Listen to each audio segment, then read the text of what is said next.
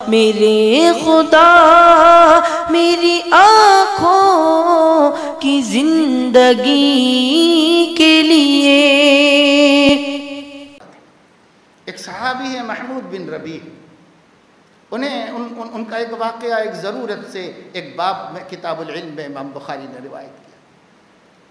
وہ کہتے ہیں کہ میں کوئی 5 برس کا رہا ہوگا، حضور علیہ السلام میرے گھر آئے تھے اور میرے گھر کی کنویں پر مجھے اچھی طرح یاد ہے کہ ڈول میں پانی تھا، تو آپ نے ڈول میں سے پانی لیا اور لے کر کے اپنے منہ میں لے کر میرے منہ پہ کلی فرما دی۔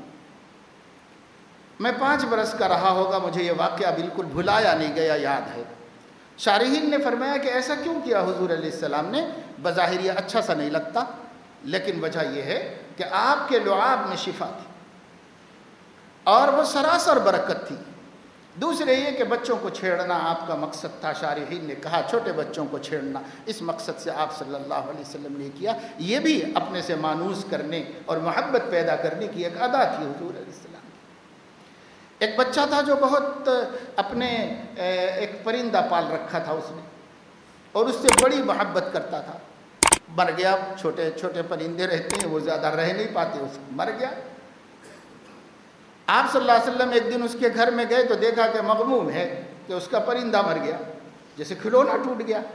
آپ صلی اللہ علیہ وسلم نے اس کو چھیڑا اور فرمایا یا عمیر ما فعل النغیر۔ النغیر چھوٹی چڑیا ہوتی تھی۔ حضور نے کہا کہ کیا ہوا تمہاری چڑیا کا؟ تو کیا بڑا آدمی بچوں سے بات کری؟ نہیں، حضور علیہ السلام سکھا رہے تھے یہ بھی حق ہے بچوں کا کہ ان سے کچھ بولو، ان سے کچھ بات کرو، کچھ محبت کا انداز اختیار کرو، ان کے غم میں شریک ہو، ان کی خوشی میں شریک ہو۔ یہ بھی حضور علیہ السلام۔ حضرت ابو بکر آئے مسجد میں تو دیکھا کہ حضور علیہ السلام 2 گھٹنوں اور 2 ہتھیلیوں پر جھکے ہوئے ہیں اور سیدنا حسن رضی اللہ تعالیٰ عنہ ان کو اوپر بیٹھے ہوئے اور آپ انہیں لے کے گھما رہے ہیں۔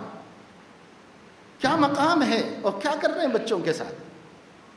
آج ہماری شان ان چیزوں کی اجازت نہیں دیتی۔ سب میں اتنا بڑا آدمی ایسے کیسے حرکت کروں، دور دور رہو، دور رہو، دور رہو، وہی ٹھہرو، وہی ٹھہرو۔ ایسے صاحب ہم بڑے پاک پاکیزہ نمازی ہیں، بچے آ جائیں گے کچھ ہو جائے گا۔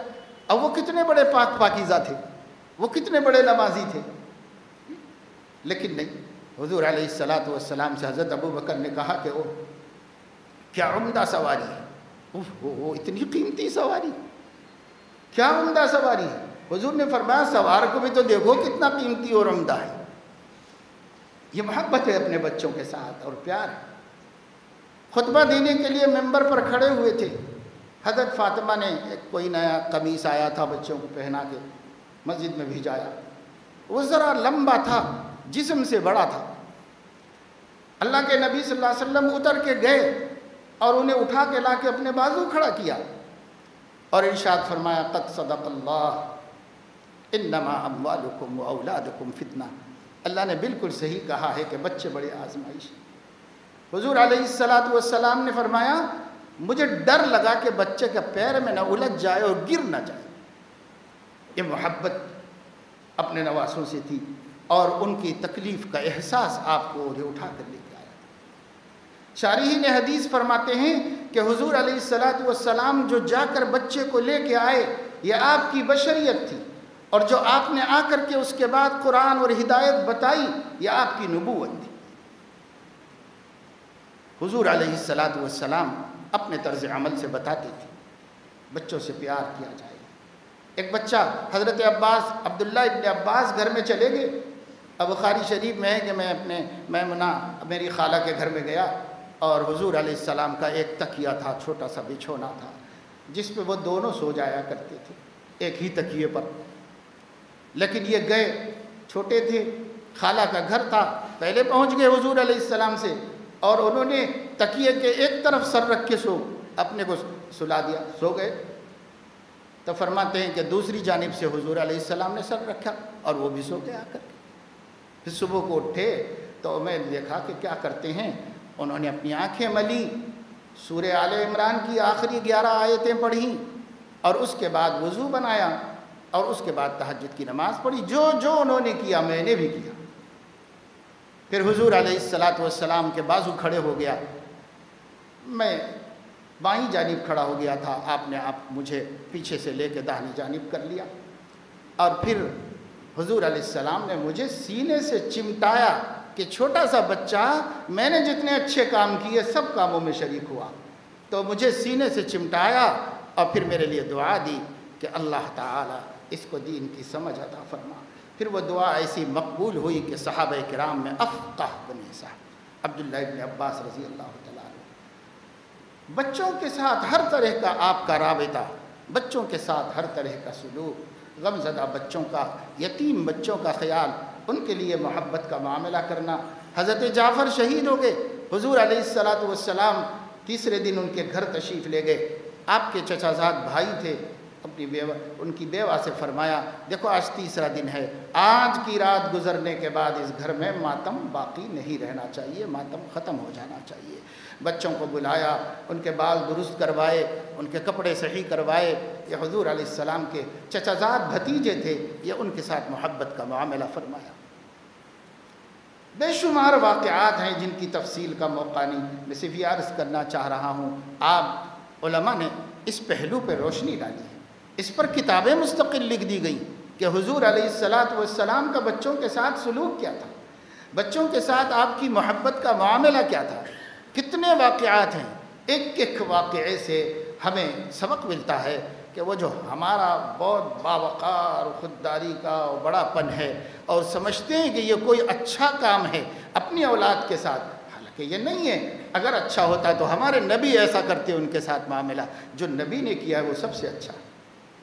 اب وہی ہمیں سیکھنا ہے اور اپنی طبیعتوں کو بدلنا ہے اور اپنی اولاد کو وہ پیار اور محبت دینا ہے کہ بچے ہمارے علاوہ کسی کے وفادار نہ ہوں، دوسروں کے ساتھ خیر خواہی کریں گے، انسانیت کریں گے، سب کریں گے، لیکن اپنے امی اپنے ابا سے بڑھ کر کسی کا معاملہ نہیں۔ آج اولاد کی نافرمانیوں کی شکایت ہے، آج اولاد کے ہمارے ساتھ حسن سلوک نہ کرنے کے شکوے ہیں، بے شک کر رہے ہیں بچے ایسا، اور تکلیف دہ بات ہے، سوہانے روح ہے ان کی یہ حرکت، لیکن ذرا یہ دیکھو کہ وہ پہلے ہیں یا ہم پہلے ہیں؟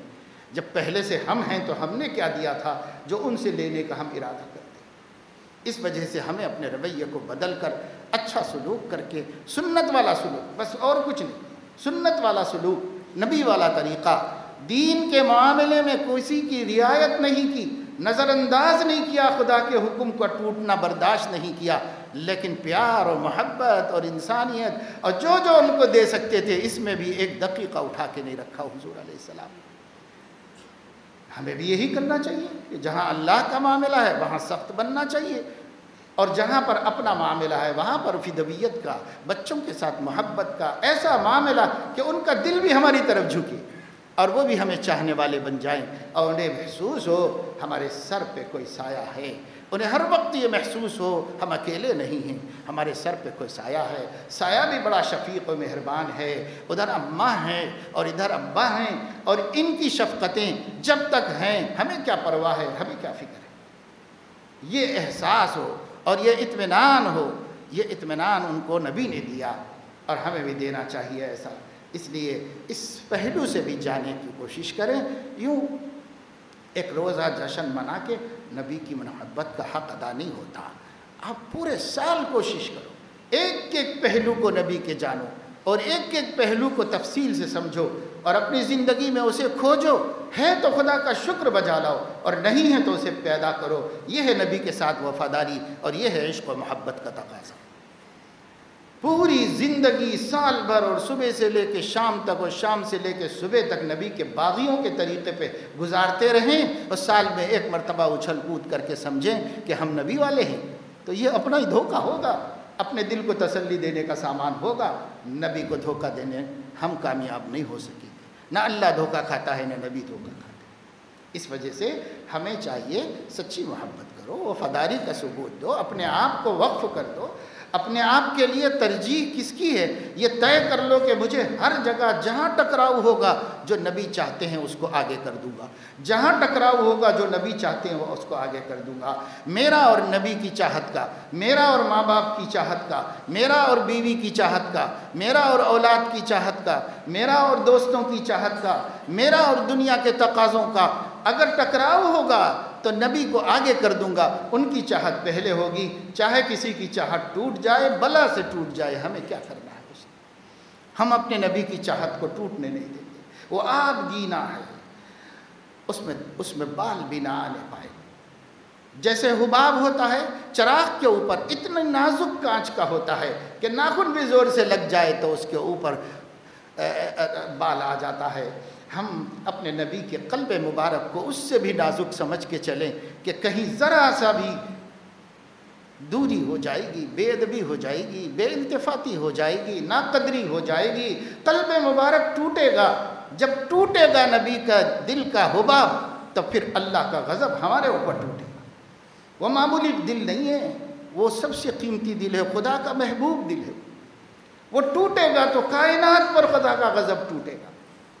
اللہ اینٹ سے اینٹ بجا دے گا اگر اس کے نبی کے قلب پر بال بھی آ جائے گا۔ ہم نہیں سمجھ رہے ہیں کیا مقام ہے، ہم نہیں سمجھ رہے ہیں کیا مرتبہ ہے ان کا، کیونکہ ہمیں نہیں سمجھایا گیا اور ہم نے خود بھی جاننے کی کوشش نہیں کی۔